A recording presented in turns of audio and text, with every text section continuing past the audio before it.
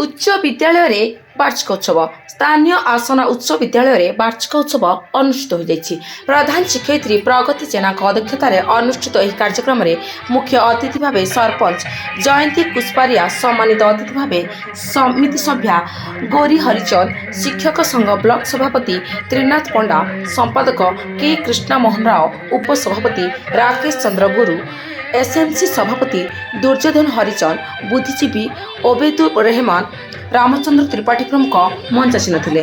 वार्षिक क्रीडा कृति प्रतियोगी मानक प्रमाणपत्र और ट्रॉफी दे अतिथि मानक द्वारा पुरस्कृत करा जायथिला। द्वितीय पर्याय सांस्कृतिक कार्यक्रम में सीआरसीसी संजय सामंतराय, वरिष्ठ शिक्षक नयन विषयी अतिथि भाव जोग देथिले। छात्र छात्री मानक द्वारा सांस्कृतिक कार्यक्रम परिवेषण होइतिला। सह शिक्षक रवि नायक मंच परिचालना करथिले। प्रधान शिक्षयित्री श्रीमती जेना धन्यवाद अर्पण करथिले। समस्त शिक्षक शिक्षयित्री और कर्मचारी मिलित भाव कार्यक्रम परिचालना करथिले।